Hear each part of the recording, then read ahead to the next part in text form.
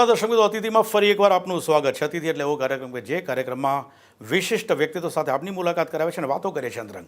આજે 450મો એપિસોડ અને ઘણા સમયથી આપને પણ થતું હશે કે શા માટે અતિથિમાં નવા ગેસ્ટ નથી આવતા, બિકોઝ અમે વેઇટ કરતા હતા કે એ પ્રકારના ગેસ્ટ આવે જે 450મા એપિસોડને પરફેક્ટ શૂટ કરે.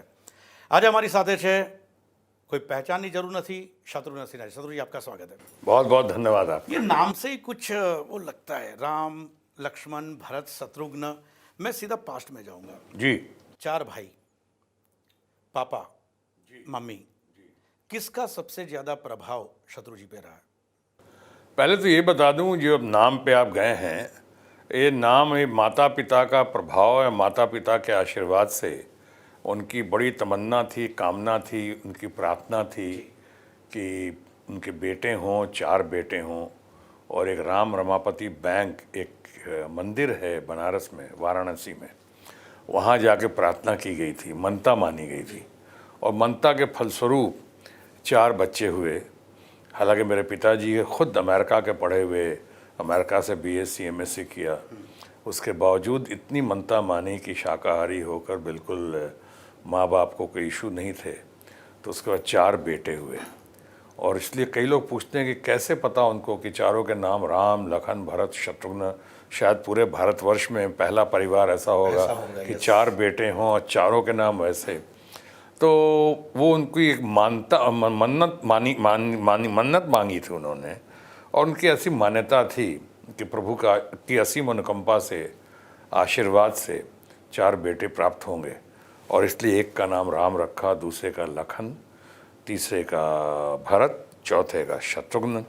अब मेरे शत्रुघ्न के बारे में तरह तरह की बातें होती हैं, मजाक भी होता है. कई लोग कहते हैं मैं बहुत लेट लतीफ़ हूँ. तो यहीं के संजय गुराड़िया एक बहुत अच्छे कलाकार हैं, स्टेज के कलाकार हैं और सिनेमा में भी काम करते हैं.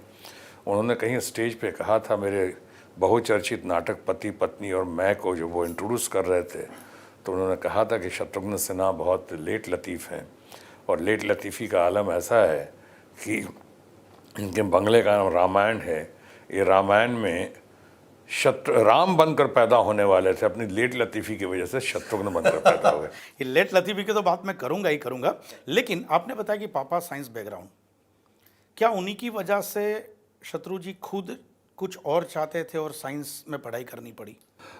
जी, मैं उन्हें उनकी कोशिश से देखिए, मैं ये इच्छा होगी कि मेरा बच्चा भी साइंस में पढ़े, लेकिन अंदर से कुछ शत्रुघ्न सिन्हा कुछ अलग थे. पढ़ाई करते करते भी वो जी अंदर से नहीं था, वो साइंस वाला बच्चा नहीं था अंदर से. जी जी जी, आपका ये चैनल बहुत पॉपुलर है, GTPL, और बहुत पॉपुलर है. और इसके ज़रिए मैं लोगों को कहना चाहूँगा, ख़ासकर पेरेंट्स को, कि बच्चों के ऊपर अपनी आस्था नहीं थोपें, अपने अहम से आगे नहीं आए कि हमें बच्चे को यूँ बनाना है. हमेशा देखना चाहिए कि बच्चे के अंदर क्या क्षमता है, क्या बन सकता है, क्या कैपेसिटी है. अगर वो डॉक्टर बनना चाहता है या कैपेसिटी डॉक्टर बनने की है, तो उसको इंजीनियर बनाने की कोशिश ना करें. अगर वो हिस्ट्री में पढ़ना इंटरेस्टेड है, तो उसको ज्योग्राफी की तरफ भेजने की कोशिश ना करें. यानी उसकी क्षमता देखें, कैपेसिटी देखें, कैपेबिलिटीज़ देखें. हमारे साथ मेरे माता पिता का बहुत प्यार था हमारे लिए. सबसे छोटा बेटा होने के नाते बहुत मानते भी थे, लेकिन हमें थोड़ा डर भी होता था, और ख़ासकर पिताजी से. अब उनकी ख्वाहिश थी कि 4 बेटे हैं और 2 को साइंटिस्ट बनाओ और 2 को डॉक्टर बनाओ. तो उनकी ख्वाहिश थी. तो 4 बेटों में doctor Ram Sinha, space scientist, आज भी अमेरिका में हैं. Doctor Lakhan Sinha aviation scientist बन गए, वो भी अमेरिका 18 साल रह के अब हिंदुस्तान वापस आ चुके हैं. Doctor Bharat Sinha doctor of medicine हैं, बहुत अच्छा कर रहे हैं, UK में हैं, लंदन में हैं. और मैं तो कंपाउंडर बनने के लायक नहीं था. बड़ी कोशिश की गई, मुझे साइंस भी पढ़ाया गया. और शायद इसीलिए साइंस पढ़ना नहीं चाहते थे, लेकिन माँ बाप ने अपनी इच्छा के लिए साइंस कॉलेज में डाला, इसीलिए कॉलेज में थोड़ी बदमाशी भी शुरू हो गई. बदमाशी कहें या शरारत कहें, शरारत और सेंस ऑफ ह्यूमर के लिए मैं बहुत मशहूर था या बदनाम था. छेड़छाड़, बट छेड़छाड़ वैसी छेड़छाड़ नहीं, वो मी टू वाली छेड़छाड़ नहीं थी हमारी.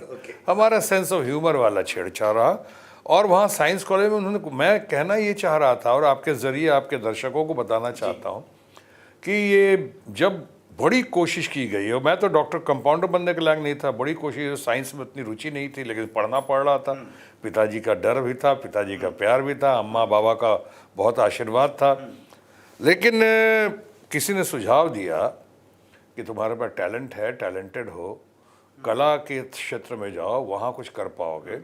और आर्ट एंड कल्चर की तरफ मेरा रुख जब हुआ और मुझे प्रोत्साहित किया गया तो FTII में, पूना फिल्म इंस्टीट्यूट में जब वहाँ अप्लाई किया और पहली बार में सिलेक्शन हो गया। एक मिनट यहाँ रोकूंगा, सीधा FTII नहीं आ जाता है, कॉलेज की बात करते हैं। आपने बोला कि शरारत करते थे और थोड़ी सेंस ऑफ ह्यूमर भी होती थी अंदर, पनिशमेंट भी हुआ होगा? फाइन्स तो हुए कई बार। क्या हुआ था? कौन सा इंसिडेंट? नहीं, कई सारे इंसिडेंट वो सेंस ऑफ ह्यूमर की वजह से, छेड़छाड़ की वजह से। छेड़छाड़ मतलब लड़कियों से छेड़छाड़ नहीं, ना बस ऐसे। हाँ, छेड़छाड़ करना, हंसी मजाक, ये वो। कई लोग कहते थे लीडरशिप क्वालिटी थी, लोग हमेशा मेरे पास होते थे।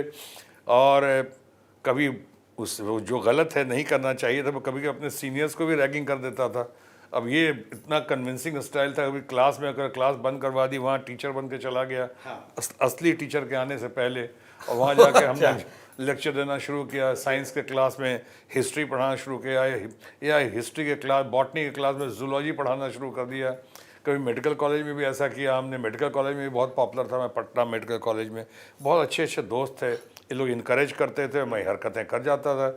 यानी एक अंदर ऐसा टैलेंट था जो उबाल मार रहा था। मुझे तो साइंस कॉलेज में इतना फाइन्स वगैरह भरा कि मुझे आज भी याद है मेरे बारे में क्या छपता था नोटिस बोर्ड पे। Mister Shatrughan Prasad Sinha, roll number 210 of BSc, has been fined ₹25 for his misconduct and he has been warned that any such reputation will mean his removal from this college.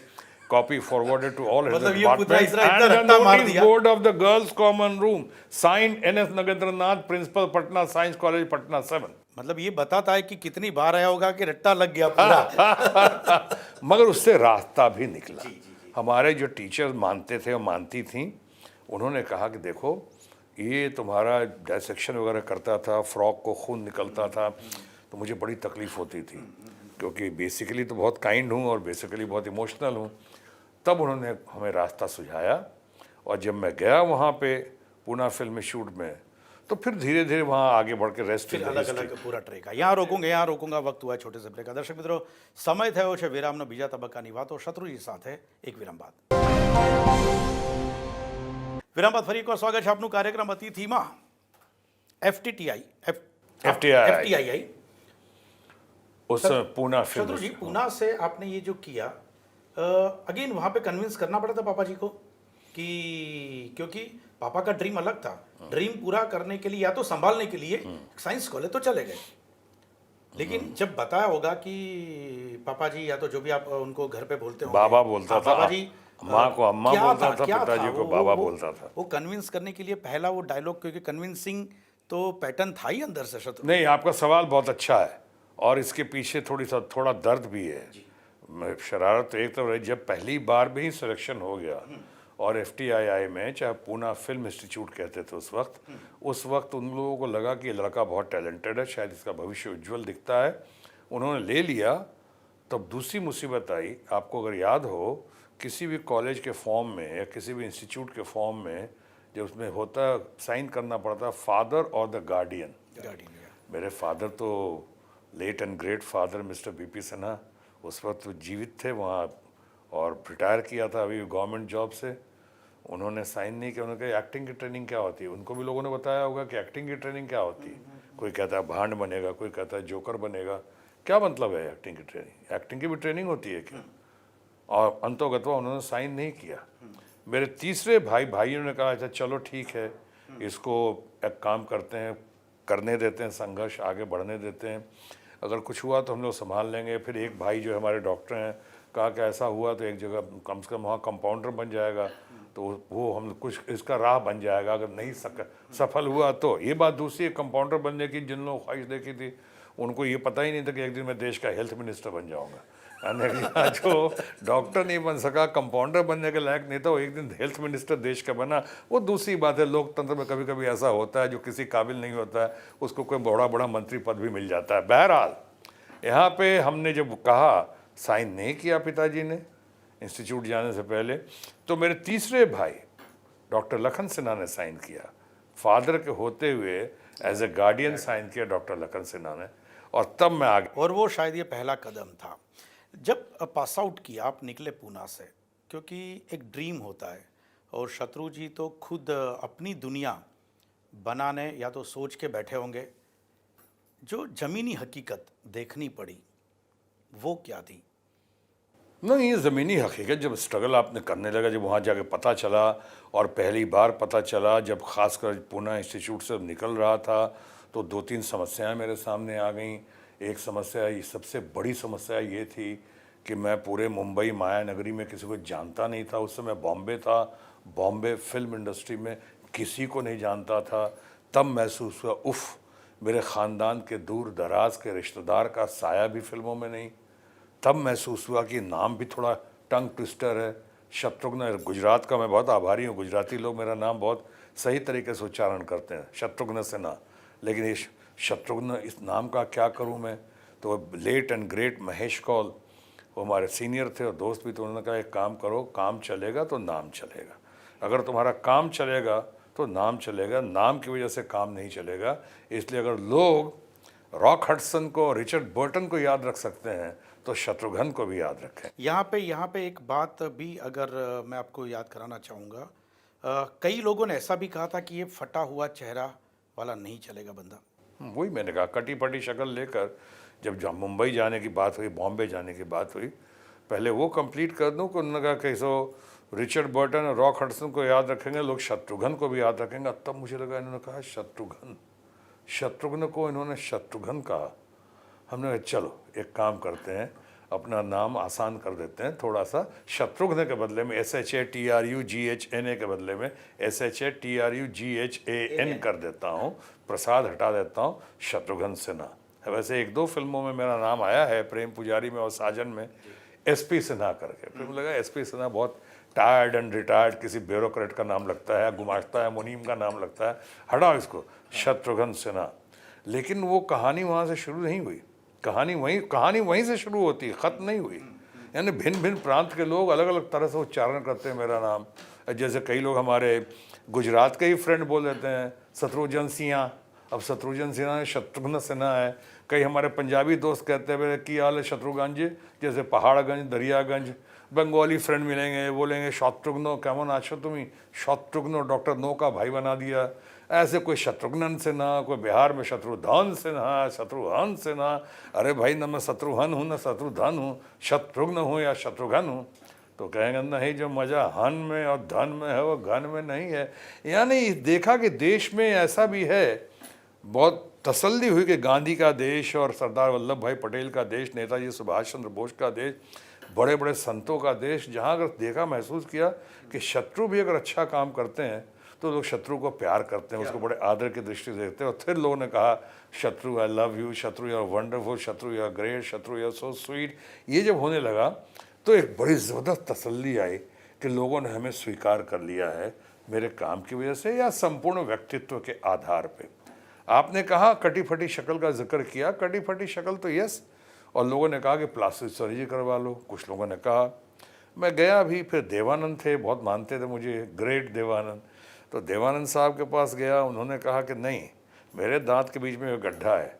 उन्होंने वही बात कही कि जब काम चलेगा तो नाम चलेगा, सब चीज़ यहीं एस्टेब्लिश हो जाएगा, यही तुम्हारी खामी जो है तुम्हारी खूबी बन जाएगी। और मैं आपके ज़रिए आपके चैनल के दर्शकों को कह रहा हूँ, कभी भी हीन भावना के शिकार मत बनो, कभी भी इन्फीरियरिटी कॉम्प्लेक्स मत रखो, अपने को देखो, उसको, अपनी खामियों को खूबी में बदल सकते हो आप। आपका काम और काम का अंजाम या उसका परिणाम वो आपको लेके उस मुकाम तक जा सकता है।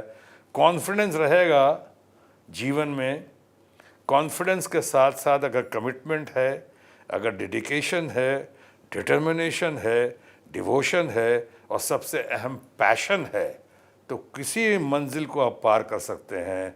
आप कॉन्फिडेंस से कॉन्फिडेंस को इन चीज़ों के साथ लेकर कंफर्ट लेवल में बदल सकते हैं। यही मैं आपके ज़रिए आपके चैनल के लोगों से कोशिश कर रहा हूँ। आपने बताया शुरू में ही कि संजय गोरडिया ने जो कहा लेट लतीफ़, इंडस्ट्री की बात, ये सेशन जो हमारा बीच वाला पार्ट है उसमें इंडस्ट्री की बातें करूंगा, बाद में हम पॉलिटिकल पे आ जाएंगे। ये लेट लतीफ़ की वजह से कई लोगों को फ़ायदा भी हुआ। शत्रु जी का खुद का टैलेंट था, आपने कहा डेडिकेशन, कमिटमेंट, सब कुछ होना चाहिए, पैशन होना चाहिए, लेकिन कहीं ना कहीं अपनी खुद की एक ऐसी वीकनेस थी जो शायद आप कन्फेस भी करते, पब्लिकली करते, आपको लगता है कि उसने बहुत कहीं नुकसान पहुंचाया आपको। Is it so? नुकसान भी पहुंचाया है। और बहुत सारे लोग जो शायद आपके लेवल के थे या तो आपके लेवल से कम थे, वो लोग इस वजह से कहीं ऊपर चले गए। सिर्फ इस वजह से तो ऊपर नहीं जा सकते हैं। एक एक एक्स फैक्टर भी होता है, एक लक फैक्टर भी होता है। जब अब पिक्चर चल जाती है तो सब कुछ चलता है। और आप अच्छा से अच्छा आप अच्छे से अच्छे कलाकार हों और टैलेंट हो आपके अंदर, और अगर ना चले पिक्चर तो फिर कई चीज़ें बैठ जाती हैं, उसकी रुकावट में कुछ गतिरोध पैदा हो जाते हैं आगे बढ़ने में या बढ़ाने के मामले में। लेट लतीफ़ी की वजह से ज़रूर बने। अब तो खैर मैं बहुत सुधर गया हूँ और लोग हंसते हैं जब मैं कहता हूँ कि राजनीति में जब से आया हूँ तब से मैं बहुत पंक्चुअल हो गया हूँ और सुधर गया हूँ, तो लोग हंसते हैं, कहते हैं राजनीति में आकर आज तक कोई सुधरा है जो आप सुधर गए। यानी वो अजब हुआ कि यहाँ पे आया तो बड़े बड़े नेताओं के साथ जब उनका प्यार मिला, आशीर्वाद मिला, जैसे अटल बिहारी वाजपेयी जी, भारत के भूतपूर्व और अभूतपूर्व प्रधानमंत्री, जिनको मैं आज भी श्रद्धा के सुमन अर्पित करता हूँ, और अडवाणी जी, इन लोगों के साथ ये लोग बहुत पंक्चुअल लोग, बहुत टाइमिंग के परफेक्ट लोग। तो इनके साथ जब हमारी ट्रेनिंग हो रही थी, यानी उनके गोद में मेरा लालन पालन हो रहा था, नानाजी देशमुख, इन लोगों ने बहुत संभाला हमें, और जयप्रकाश नारायण जी से प्रभावित हुआ। तो इसके बाद टाइम पे तो आना ही पड़ रहा था, किसी तरह से कर लिया, सुधार लिया। और इसमें बहुत बड़ा हाथ मैं योगा का भी, जो योग करता रहता हूँ सालों से, योग का मैं प्रचारक भी हूँ, मैं उसका समर्थक भी हूँ और प्रशंसक भी हूँ, अपने ऊपर भी लागू करता रहता हूँ। आपने ये सब नाम दिए, अटल जी, अडवाणी जी, राम मनोहर लोहिया जी, नहीं, राम मनोहर लोहिया नहीं, नानाजी देशमुख। नानाजी देशमुख, मतलब राम मनोहर लोहिया जी का आपका अपर प्रभाव भी हाँ, है। जयप्रकाश नारायण जी का बहुत जयप्रकाश प्रभाव नारायण रहा। जी जी। ये शत्रु जी, मैं ये पूछना चाहूँगा कि फिल्म इंडस्ट्रीज के साथ ही पॉलिटिक्स को मैं थोड़ा जोड़ना चाहूँगा। एक वक्त था जब फिल्म इंडस्ट्रीज में एक हीरो एक इमेज के लिए जाना माना था। अगर अच्छी इमोशनल एक्टिंग करता तो एक्टिंग ही करता है, फिर कॉमेडियन अलग रखा जाता था, फाइटिंग के लिए विलन रखा जाता था जो फाइट करता था। बाद में दौर एक ऐसा आया जहाँ पे खुद हीरो कॉमेडी भी कर लेता था, फाइट भी कर लेता था, इमोशन वाले सीन भी कर लेता था। राजनेता में भी यही हुआ, पॉलिटिक्स में। मैं सीधा आ जाता हूँ, पॉइंटेड क्वेश्चन है मेरा। एक वक्त था जब सीधे साधे बिल्कुल आइडियोलॉजिकल लीडर्स थे, उस वक्त ग्लैमर के लिए आप जैसे लोगों को वो इनवाइट करते थे पॉलिटिक्स में। आज कहीं दौर ऐसा आ गया कि कोई लीडर खुद ही एक्शन लीडर बनता है, खुद ही ग्लैमर में रहता है, खुद ही आइडियोलॉजी की बात करता है। कहीं इस वजह से धीरे धीरे जिस वक्त शत्रुघ्न सिन्हा जी की ज़रूरत थी, अभी वो हीरोइज़म की ज़रूरत नहीं है। लीडर के अंदर खुद में हीरोइज़म है, खुद पब्लिक इकट्ठी कर लेते हैं, और इसी वजह से शत्रु जी धीरे धीरे या तो आप जैसे लोग साइड ट्रैक होते गए। देखिए, पहली बात तो ये है कि आज लीडर्स भीड़ इकट्ठा कर लेते हैं, मैनेज कर लेते हैं। बहुत कम ऐसे नेता हैं जिनको पब्लिक इतनी मानती है और चाहती है कि धड़ाधड़ भीड़ हो जाए उनके लिए। इसके पीछे बड़ी कहानी होती है। इसके पीछे ट्रकों में, बसों में भर भर के लोगों को लाया जाता है, बहुत खर्चा होता है। मैं अपने हर किसी एक पार्टी में होता है, और जिसकी भी आप सुनते हैं जिक्र, जो स्वतः खींचने में, हमें भी बहुत बड़ा क्राउड पुलर लोगों ने कहा, हमें पूरे देश में पहचान, कन्याकुमारी से कश्मीर तक, देश का शायद ओरिजिनल और सबसे बड़ा और सबसे पहला स्टार कैंपेनर मैं ही रहा हूँ। कहाँ कहाँ नहीं, अटल जी के साथ, अडवाणी जी के साथ, आप सबों को पता है। उसमें ज़्यादा बोलूँगा लगे अपनी प्रशंसा कर रहा हूँ। लेकिन आपके सवाल को अगर रिफ्रेश कर दूँ, बहुत लोग पूछते हैं कि आज इतने सारे फिल्म वाले क्यों आ रहे हैं भाग भाग के राजनीति की ओर। आने में कोई हर्ज नहीं है, किसी भी क्षेत्र के लोगों को आप रोक नहीं सकते हैं, चाहे पत्रकार हों कि किसान हों, सबका हक है, भारतवर्ष सबका है, और जिसको जो चाहे वो कर सकता है। लेकिन मैंने कहा, पैशन अगर हो, अगर कमिटमेंट हो, अगर देश के प्रति कमिटमेंट है, समाज के प्रति कमिटमेंट है, और आपके अंदर संघर्ष करने की क्षमता है, तो ज़रूर आइए। लेकिन हो क्या रहा है, जैसे बहुत लोग कहते हैं कि राजनीति में पावर है और पावर का अपना ग्लैमर है। फिल्मों में ग्लैमर है, ग्लैमर का लिमिटेड पावर है। ये कई लोग इसलिए आ रहे हैं फिल्मों से राजनीति में कि फिल्मों का लिमिटेड ग्लैमर से काम नहीं चलता है, एक हद है, उसकी सीमा होती है। इसलिए अनलिमिटेड ग्लैमर जो पावर का है, पावर पॉलिटिक्स का, उसकी तरफ वो भाग के आ रहे हैं। इसीलिए कई लोग शायद उतने कामयाब नहीं हो रहे हैं, क्योंकि कहीं पे निगाहें और कहीं पे निशाना कहीं और है। और उसके लिए संघर्ष करने की क्षमता है कि नहीं, आपकी कैपेसिटी, जिसका थोड़ी देर पहले हमने कहा था कि वो कैपेसिटी होनी चाहिए, वो क्षमता होनी चाहिए। अगर नहीं है तो आपने देखा होगा कई लोग आए जो बहुत कामयाब हुए और कई लोग आए जो कामयाब नहीं हुए। कई लोग तो छोड़ के चले गए, कई लोगों को रास्ते में टूट गए, झुक गए। मैं उनमें से हूँ जो अभी तक अपनी कंसिस्टेंसी के साथ, कन्विक्शन के साथ, निस्वार्थ भावना के साथ, बगैर किसी किस्म के करप्शन के एलिगेशन के साथ, बगैर कोई एलिगेशन आज तक टोटल नहीं लाइफ में, न पर्सनल लाइफ में, न पॉलिटिकल लाइफ में, न सोशल लाइफ में, न फैमिली लाइफ में, उसके साथ मैं चल रहा हूँ। तो उसको अगर साइड ट्रैक करने की कुछ जो लोग कोशिश करेगा, कई लोग कोशिश करते हैं, क्यों नहीं, होता है पॉलिटिक्स में, सामने वाले की पॉपुलैरिटी में उनको अपनी इनसिक्योरिटी दिखाई पड़ती है तो कोशिश करते हैं, लेकिन उससे आप कर नहीं पाएंगे। थोड़े दिन आप कर सकते हैं, but you can't fool all the people all the time. Shatru ji, star campaigner बनाया, आइडियोलॉजी की वजह से भारतीय जनता पार्टी आपने ज्वाइन की। पहला वो कौन सा हादसा था जिस वजह से शत्रु जी का अगेंस्ट वॉइस बाहर आया, या तो लाने की उनको मजबूर होना पड़ा? क्या था? आज सबको मालूम है, आज क्या करते हैं सबको मालूम है। बहुत अच्छा सवाल। लेकिन वो पहला दिन कौन सा था? वो ऐसी घटना क्या थी जिस वजह से शत्रु जी को अंदर से लगा कि नहीं, I want to raise my voice against this? बहुत अच्छा सवाल है। मैं इसके लिए और आपके चैनल का, दोनों का बहुत बहुत आभार प्रकट करता हूँ कि इसकी इब्तदा, शुरुआत कैसे हुई। हालांकि मैं आज पूरे नेहरू परिवार का, नेहरू गांधी परिवार का बहुत मैं कदर करता हूँ, इसलिए कि उनका देश के प्रति बहुत ज़्यादा योगदान रहा है। जितने IIT, IIMS, देश में जितने बड़े बड़े पुल हुए, इंडस्ट्रीज आए, नेहरू जी का, चाचा नेहरू, हम बचपन में पहला नेहरू देखा था वहीं। और मैडम गांधी भी हमें बहुत मानती थी, बहुत अफेक्शनेट थे, मैं उनकी आज भी बहुत कदर करता हूँ। सबसे बड़ी स्टार प्राइम मिनिस्टर हिंदुस्तान ने देखा है तो देखा है मैडम गांधी के रूप में। लेकिन उन्हीं मैडम गांधी जिन्हें मैं बहुत मानता था, मैं उनसे जब बात करता तो मैंने कहा भी था उनसे, मैंने उनको कहा भी था कि इमरजेंसी जब हुई लागू और जब लोगों को थोप दिया गया इमरजेंसी, और देश के बड़े बड़े निर्माता जो कर्णधार थे, अटल बिहारी वाजपेयी जी, जयप्रकाश नारायण जी, हमारे जितने बड़े, लाल कृष्ण आडवाणी जी, सारे देश के कार्यकर्ताओं से लेकर नेताओं को जिस तरह से जेल की में यातनाएं भुगतनी पड़ी और लोगों के बोलने पे, हर चीज़ पे, सारे लोकतांत्रिक अधिकारों को जिस तरह से रोकना या कुंठित करने का काम किया, उससे मैं जैसे ही इमरजेंसी तो मैं तिलमिला गया। आपको याद होगा कि एक ज़माना था जब मुझे भी दूरदर्शन पे, और जब शुरुआत हुई थी, और रेडियो पे हमको बैन कर दिया था। एक बार वो ज़माना था जब मुझे बुलाया जाता था कि रामलीला मैदान में आके ये करें वो करें, हम कहा नहीं, ये नहीं कर सकता हूँ। और करते करते जब इमरजेंसी ख़त्म हुई, उस समय तिलमिलाया था। तो पहला व्यक्ति था, आपको याद होगा, हालांकि एक बार हम लोग आए थे वहाँ से देवानंद के निर्देशन में, देवानंद, आत्माराम और हम लोग सब मिलकर, स्वर्गीय आत्माराम, हम सब मिलकर आगे आए थे वहाँ पे। लेकिन बहुत बड़ी सभाएं भी की थी हम लोगों ने, नेशनल पार्टी बना के। लेकिन उसके पहले ही मैंने बहुत सारे, मैं अपनी आवाज़ बुलंद कर रहा था, कभी जेठमलानी जी के साथ, राम जेठमलानी के साथ, कभी सुनील दत्त जी के साथ, हालांकि सुनील दत्त को लगता है उस पार्टी के थे, मैं कभी इनको जो बड़े, ये तो इंदिरा जी की बात थी। इंदिरा जी की बात थी जी। भारतीय जनता पार्टी में अगेंस्ट वॉइस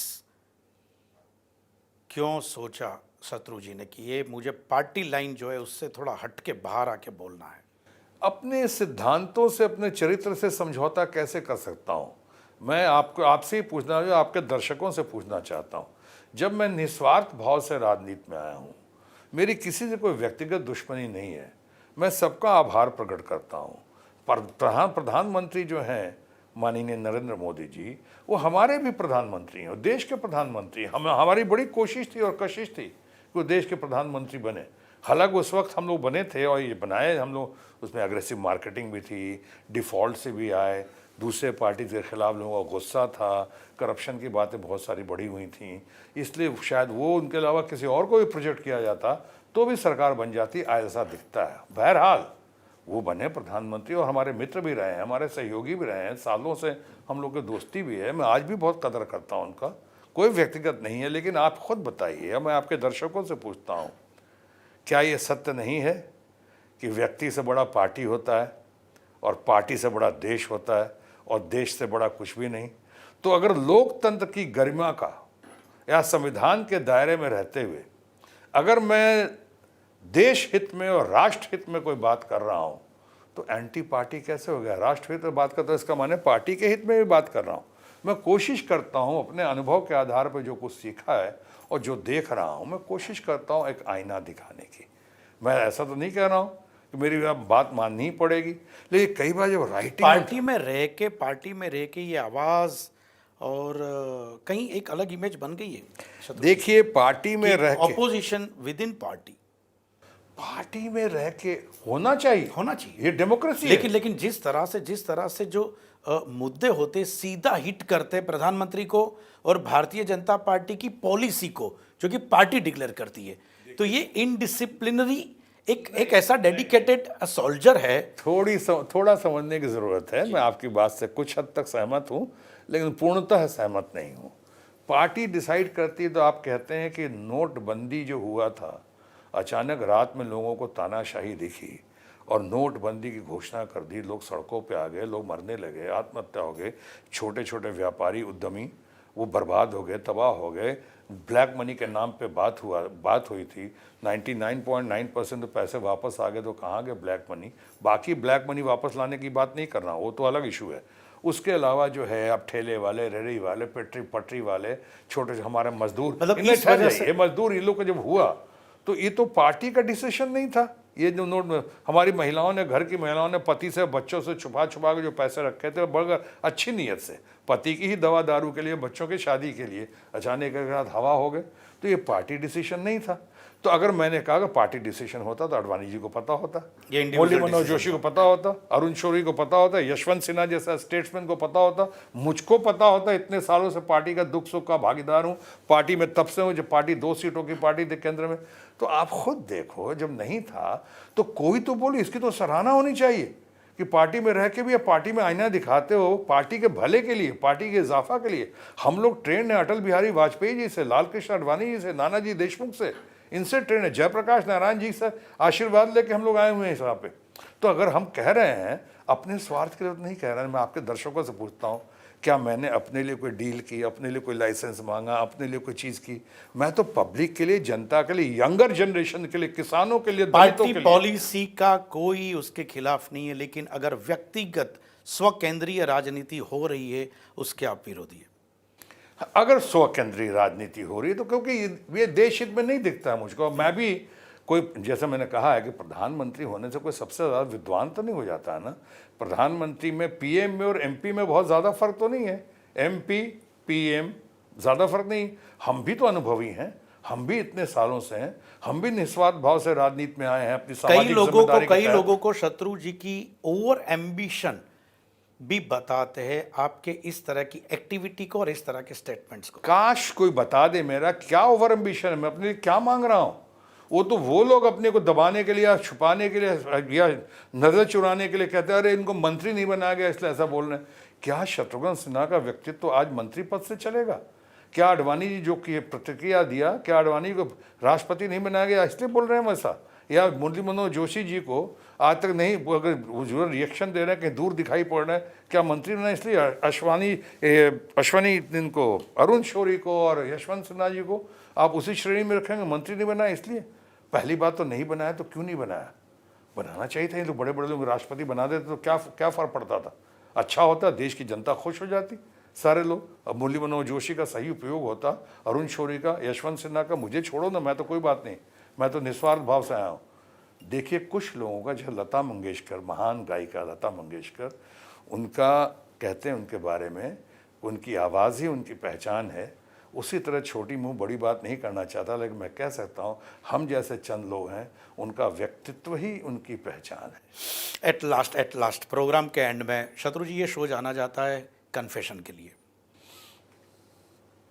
कोई ऐसी चीज़ जो शायद बहुत कम लोगों को बताई है या तो किसी को नहीं बताई, और अंदर से कहीं ना कहीं, मुझे मालूम है कि आपका नेचर है, वो ऐसा तो ओपनली बोलेंगे नहीं कि मुझे गिल्ट फील हो रहा है इसका, लेकिन कहीं ना कहीं एक दर्द कहीं चुभ रहा है जो आज तक शायद बताया नहीं है या तो बहुत कम लोगों को बताया है।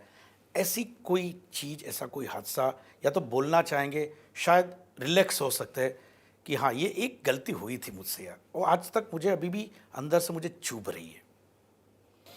पहले मैंने ये चर्च का कन्फेशन करना होगा यहाँ तो मुझे नहीं पता था, लेकिन इतना ज़रूर कह सकता हूँ, ये कभी कभी अफसोस ज़रूर होता है कि क्या हो गया हमारे लोगों को, हमारी पार्टी को। कितना बढ़िया चल रहा था अटल बिहारी वाजपेयी जी के ज़माने में, जो सीखा हमने, लोकशाही थी, और अब क्या हो गया, किसकी नज़र लग गई, कितने जल्दी लोकशाही को लोग तानाशाही के रूप में देख रहे हैं। इससे दर्द होता है कि आखिर कोई है समझाने वाला, किसी की बात मानेंगे। इसलिए हमने कहा था अपने लोगों को भी, सीनियर लोगों को, प्यार से, विनम्रतापूर्वक, कि समर्थन फॉर वोट्स मत जाओ, अभी वक्त है, घड़ी है, चुनाव का घड़ी नज़दीक है, अभी समर्पण की भावना से जाओ लोगों के पास। समर्पण की भावना से जाके अडवाणी जी को, यशवंत सिन्हा को, अरुण शौरी को, मुरली मनोहर जोशी जैसे सही मायने में जो लोग मार्गदर्शन को गले लगाओ, उनके साथ समर्पित भावना से जाओ और कहो कि हमें मार्गदर्शन दें, ताकि देश हमारा गौरवान्वित हो, देश आगे बढ़े, हमारी पार्टी मजबूत हो, पार्टी गौरवान्वित हो, प्रगति हो, तरक्की हो, देश की आर्थिक उन्नति हो। थैंक यू वेरी मच शत्रु जी, हमसे बात करने के लिए बहुत बहुत शुक्रिया।